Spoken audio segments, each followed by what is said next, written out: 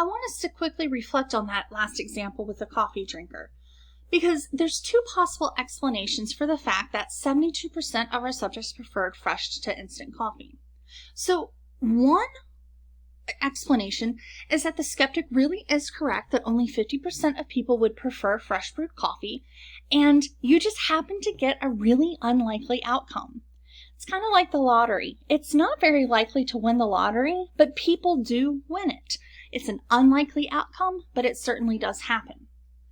Or the other explanation is that the population proportion favoring fresh coffee really is greater than 0.5, and so the sample outcome is really what we expected. We thought it was actually going to be more than 50%.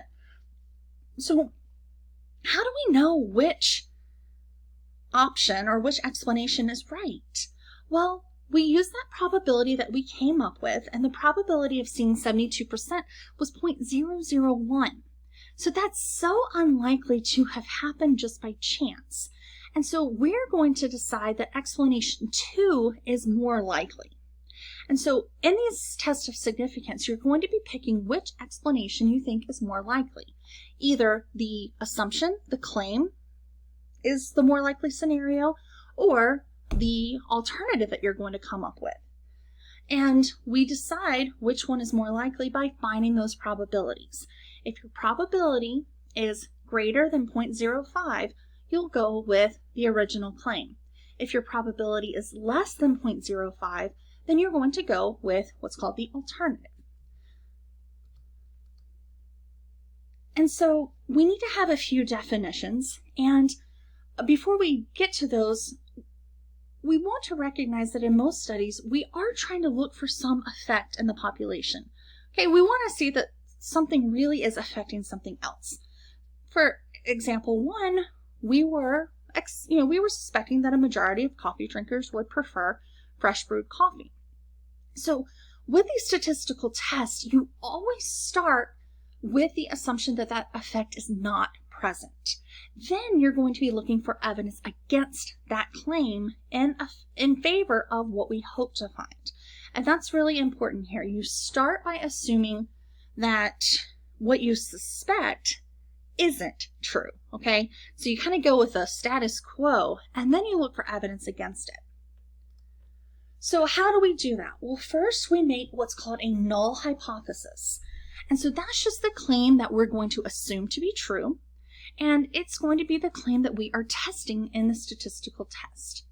So the way these tests are designed is that you're looking for the strength of the evidence against this null. So when you write your null hypothesis, it's always writing a statement of no effect, no different, nothing weird going on. We usually write the null hypothesis as H with a little 0, and I usually call this H naught. Some people call it HO. Either one is going to work, but if you hear me say H naught, I'm just talking about that null hypothesis. Some people call it H null, but I've never actually heard anybody say that in person, so I think that's pretty rare to see. And then since it is a statement about the population, you have to write something about the population parameter, whether that's P for the population proportion or mu for the population mean. And so in example 1, our claim was that the proportion was equal to 0.5. Then we'll write the alternative hypothesis, and that's HA. Some textbooks use H1, but this one uses HA. And this is the statement that we suspect or hope is true instead of the null. It's always going to be a comparison to the value that you chose in your null. It's either going to be that you think it's actually greater, you think it's actually less, or you think that it's just not equal. So here, for the coffee example, we were claiming that we think it's actually greater than 0.5, so that would be our alternative. The way that these significance tests look for evidence against the null is by calculating what's called a p-value.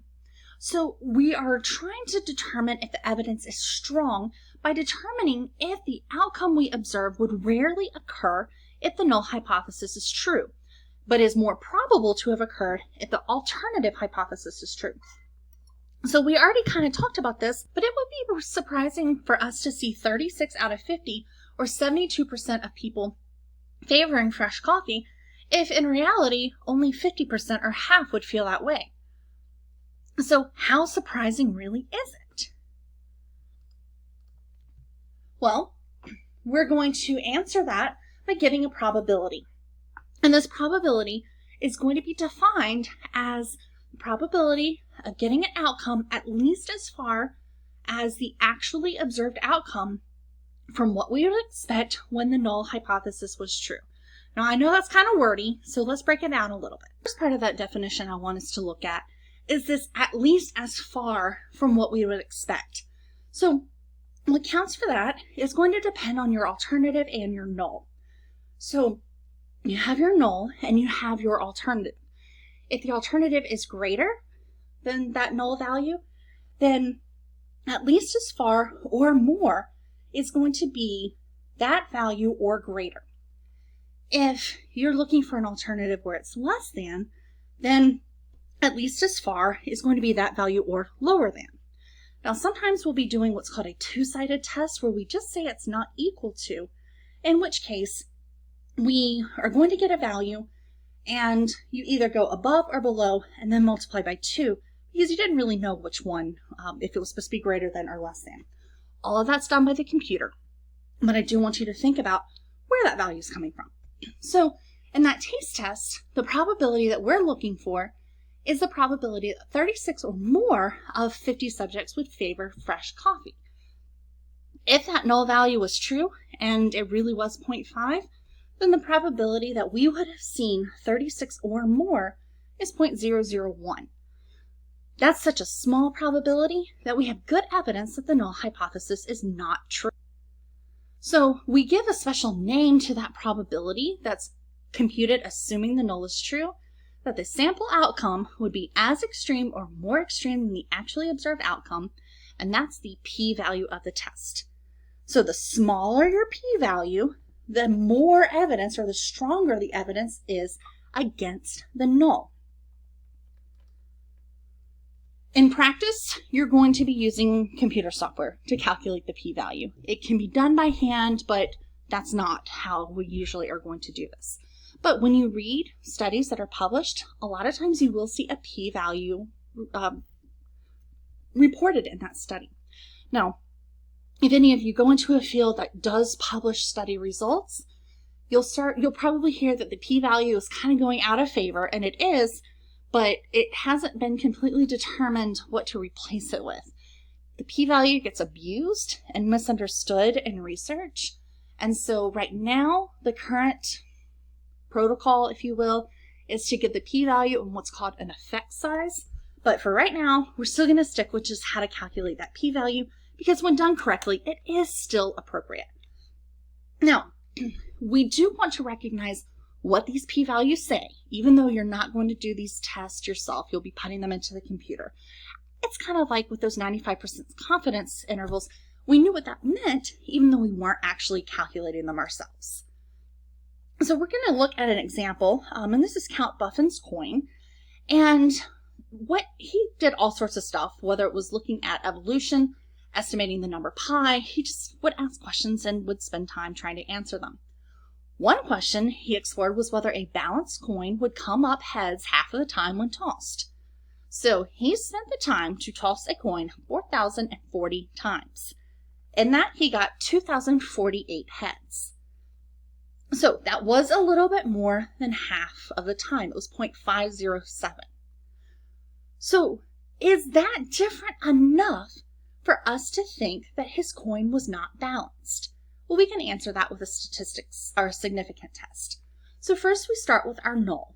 We think that the coin is balanced. That would be the status quo.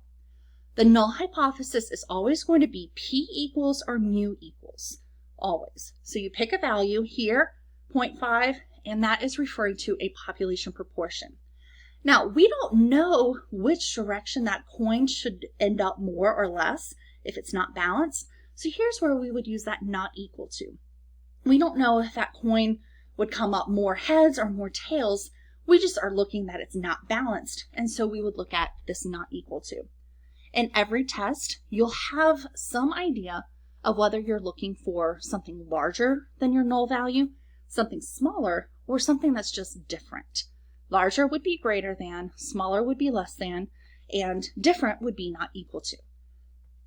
And the calculation that the computer is going to do for you is going to base a normal distribution around your assumed proportion, 0.5.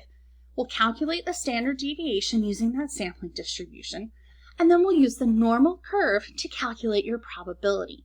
So in this case, if it really is centered around 0.5, the probability of getting 0.5027 is probably not that unlikely looking at this curve. So the computer will report a p-value, and in this case, the p-value is given as 0.37. So that is definitely not smaller than that 0.05 that we use as our cutoff. And so the fact that he got a little bit more than half wasn't so different for us to suspect that the coin was not balanced. Now, one thing to note with this two-sided probability is that since our alternative was looking for either direction, the p-value is calculated by figuring out the probability of getting something as extreme that you did and then multiplying by that by 2 in order to account for both sides of that curve. So it's kind of a weird thing that they do, but you do have to account for it possibly being on both sides. But here we do see that a p-value is 0.37. So we don't have any evidence to suspect that the coin is not balanced. And this picture does graphically show you where that p-value came from. It was in both tails here of this curve, but you would get that in Crunchit. And so our conclusion here is a truly balanced coin would give a result like 0.507 about 37% of the time. So that is not unlikely, and so we have no reason to think that the coin was not balanced.